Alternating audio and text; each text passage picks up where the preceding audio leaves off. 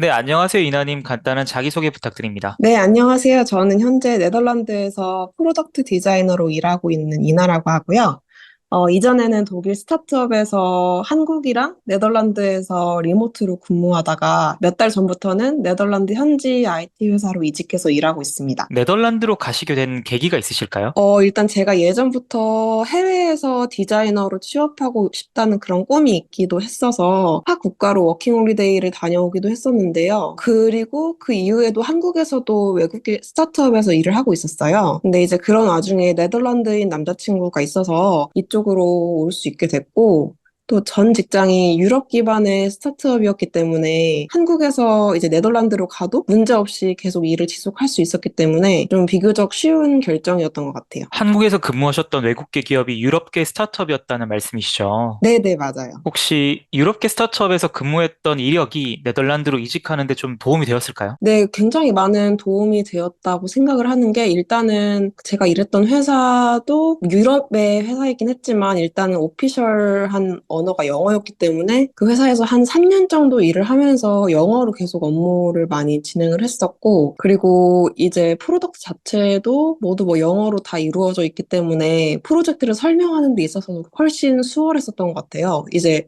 아무래도 한국에서 했던 작업물들은 포트폴리오로 만드는 과정에서 모든 페이지들이나 이런 것들을 다 영어로 번역해야 하는 과정들이 있었는데 유럽 회사에서 일하면서는 그런 중간 과정이 필요가 없었기 때문에 훨씬 저의 스킬이나 그런 포트폴리오를 증명하는 것도 훨씬 좀 쉬웠던 것 같아요. 이직을 하신 과정을 조금 간단하게는 말씀 주셨는데 구체적으로 좀 알아보고 싶습니다. 이직을 어떻게 하시게 되셨고 구체적인 과정은 어떠셨을까요? 네, 일단은 제 전 회사의 근무 환경이나 회사 문화는 굉장히 만족스러운 편이었는데, 이제 당시 팀의 그 프로덕트 디자이너가 저 한 명뿐이었고, 여러모로 그런 커리어적으로 성장하기에는 한계가 있다고 판단이 되었었어요. 그래서 이직을 좀 몇 달 동안 준비를 하게 됐고, 그래서 이력서랑 포트폴리오를 가지고 링크드인에 올라온 공고를 보고 서류 지원을 했었고, 이제 그런 다음에 갑자기 이제 전화로 스크리닝 인터뷰를 진행을 하게 됐어요. 그래서 이제 그 통화에서 HR 직원이 뭐 이직하게 된 계기라던가 뭐 그런 기본적인 질문들을 하고 바로 이제 실제 인터뷰로 넘어가서 3차까지 인터뷰를 진행한 다음에 이제 오퍼를 받았죠. 해외 취업하는데 링크드인을 활용하셨다고 말씀 주셨는데 링크드인을 통해서도 해외 취업이 잘 될까요? 네, 저는 사실은 해외에서 취업하고 싶은 분들께는 링크드인이 굉장히 필수적이라고 말씀을 드리고 싶고, 일단은 대부분의 공고들이 링크드인으로 많이 올라와요. 그래서 이제 접근성 문제에서도 링크드인이 가장 나은 것 같고, 그리고 많은 채용 담당자들이 그 지원자의 링크드인 프로파일을 많이 확인을 하기 때문에,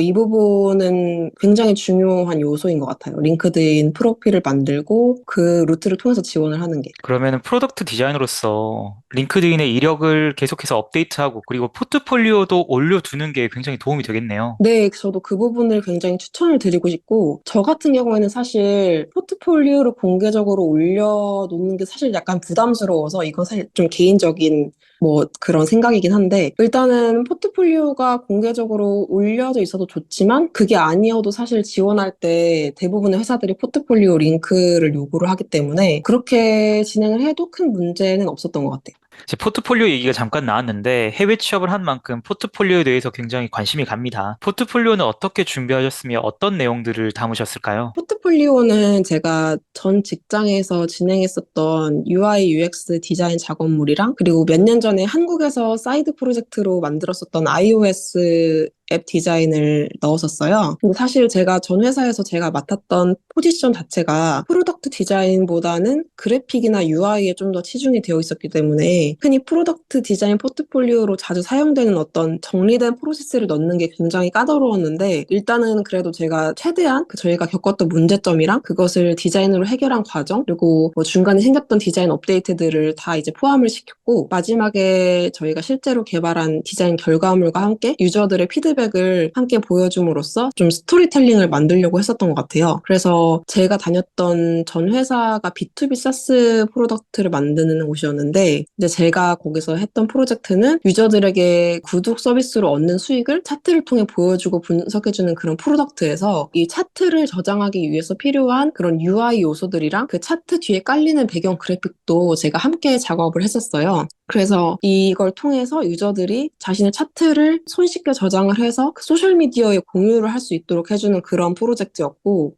그런 방식으로 이제 기업을 운영하는 유저들이 자신의 비즈니스 성공 사례를 이미지 한 장으로 공유를 하면서 사람들의 시선을 끌 수 있는 장치를 마련하는 그런 프로젝트였어요. 그리고 이제 두 번째 프로젝트 같은 경우에는 앞서 말씀드린 그런 프로덕트의 사이드바 디자인을 개선한 작업이었는데, 이거는 이제 상단의 탭바랑 사이드바가 모두 공존하면서 생기게 되는 그런 시각적 혼란이나 그런 유저가 화면의 정보들을 덜 보게 되는 그런 시각적 디테일을 좀 개선하기 위해서 진행을 했었는데, 이런 부분에서도 제가 저희의 목표라든지, 그리고 저희가 이 디자인을 개선하는 과정에서 어떤 문제를 겪었는지, 그리고 최종 디자인은 어떻게 나왔는지, 뭐 이런 것들을 좀 상세하게 정리를 했었던 것 같아요. 네, 이런 포트폴리오를 제출하고 나서 면접을 보셨을 것 같은데, 이직 면접에서 받으셨던 질문들은 어떤 것들이 있었으며, 답변은 어떻게 하셨을까요? 총 3번의 면접을 봤는데, 사실 그 중에 1차 면접이 가장 까다롭다고 느껴져서, 일단 그 부분 위주로 설명을 드리자면, 굉장히 행동 중심 질문들이 많았어요. 그래서 뭐 예를 들어서 제가 이룬 가장 큰 성과와 실패가 무엇이었는지, 그리고 그 실패한 프로젝트를 다시 하게 된다면 어떻게 할 것인지, 그리고 뭐 피드백을 어떻게 다루는지, 그리고 뭔가 계획한 대로 진행되지 않았던 프로젝트는 어떤 것들이 있는지 등을 좀 물어봤던 것 같고, 다행히 제가 그런 행동 기반의 질문들에 대해서는 이미 준비를 많이 해뒀기 때문에 최대한 스타 방식으로 답변하려고 노력을 했어요. 이제 스타는 뭐 아시는 분들도 아시겠지만 시츄에이션, 타스크, 액션, 리절트의 약자인데, 저도 그때 당시에 그런 상황과 주어진 태스크에 대해서 좀 대략적으로 먼저 설명을 한 다음에 제가 그걸 어떻게 대처했는지, 그리고 그 결과는 어땠는지 그런 방식으로 좀 설명을 많이 했었고, 이제 뭐 그 외에는 제가 좋아하는 프로덕트 3개에 대해서 말해달라거나, 그리고 저의 가장 강력한 디자인 스킬은 무엇인지, 그리고 스프린트로 일하는 방식은 어떻게 생각하는지, 뭐 이런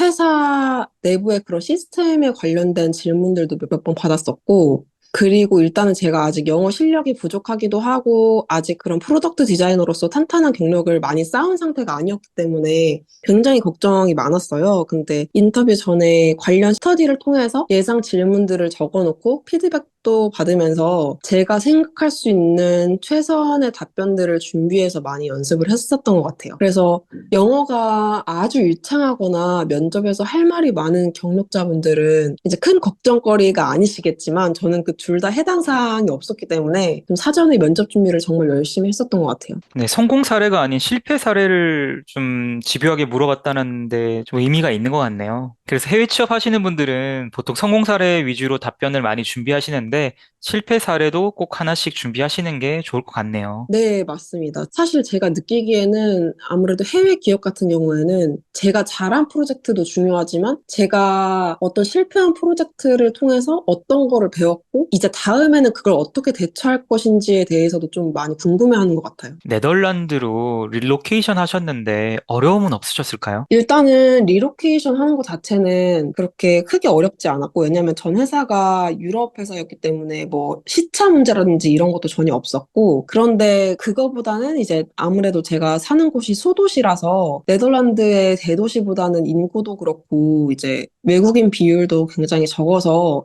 그 한국인으로서 적응하기 까다롭다는 생각은 좀 들거든요. 왜냐면 네덜란드 사람들이 영어를 굉장히 잘하는 편이긴 하지만 소도시에서는 제가 아무리 겉모습이 한국인 같아도 이제 모두가 네덜란드어로 말을 걸고, 이제 제가 네덜란드어를 못한다고 말하면 그때는 영어로 말씀을 해주시긴 하는데, 일단 좀 작은 도시에서는 상대방이 당연히 네덜란드어를 할 줄 안다고 좀 기대를 하는 것 같아요. 이제 그런 언어적인 장벽? 그런 것들이 조금 어려운 것 같고, 네. 그 외에는 뭐 근무 환경이라든지 이런 거는 나쁘지 않은 것 같아요. 네덜란드가 물가는 높지 않나요? 네, 물가가 유럽 안에서는 꽤 높은 편인 것 같고, 특히 네덜란드에서 집 구하는 게 굉장히 힘들어서 많은 분들이 좀 힘들어 하시더라고요. 근데 저 같은 경우에는 이미 여기 오기 전부터 구해진 집이 있었기 때문에 그런 문제가 없었는데, 아무래도 네덜란드에 오시고 싶으신 분들은 그런 물가도 그렇고, 그런 집세 같은 것도 많이 고려를 하셔서 오시는 게 좋으실 것 같아요. 이직한 회사와 일의 후기를 들려주실 수 있나요? 네, 일단 제가 이직한 회사는 영국 기반의 한 대기업에 속해 있는 에드테크 회사이고요. 이제 광고를 효과적으로 제작할 수 있도록 도와주는 프로덕트를 만들고 있어요. 그래서 전 회사보다 훨씬 규모가 크고 뭐 함께 일하는 디자이너들도 있고 일하는 방식 자체도 굉장히 좀 차이가 많아서 제가 초반에는 엄청 긴장 속에서 일을 했었던 것 같아요. 그리고 미팅도 굉장히 많이 늘어나서 영어로 커뮤니케이션 할 일도 좀 많아지고 그래서 영어 공부의 필요성을 좀 매번 느끼고 있고 또 회사가 속한 광고 산업 자체도 굉장히 저에게는 생소한 영역이라서 사실 아직도 프로덕트를 이해해가는 과정 중에 있는데 이제 그래도 제가 맡은 업무들을 하나씩 해나가다 보니까 아무것도 모르는 백지 상태 같았던 그런 뭔가 처음이랑 비교해서 지금은 좀 제가 만드는 프로덕트에 익숙함이라는 게 생기는 것 같아요. 그래서 디자이너들끼리 작업물 공유하면서 배우게 되는 것들도 많고, 그래서 전보다는 좀 더 성장하고 있다는 기분이 많이 들어요. 그리고 회사 팀원분들도 항상 이제 서로를 서포트해주는 분위기인 것 같아서 아직까지는 만족하면서 일을 하고 있습니다. 네, 지금 말씀해주신 여러 가지 해외 취업이나 프로덕트 디자인에 대한 내용이 브런치에도 많이 있다고 제가 들었는데, 브런치 소개도 해주실 수 있을까요? 네, 일단 저는 브런치에서 저의 일상과 함께 그런 유럽 회사에서 프로덕트 디자이너로서 일하면서 느끼는 것들에 대해서 공유를 하고 있는데요. 프로덕트 디자이너로서 첫 커리어를 시작하고 싶은 분들이나 해외 취업에 관심이 있으신 분들을 위한 그런 컨텐츠도 따로 준비를 하고 있어요. 이제 그 외에도 디자이너로서 공유하고 싶은 정보들이나 케이스 스터디 같은 것들도 다뤄볼 예정이니까 많이 찾아와 주시면 감사하겠습니다.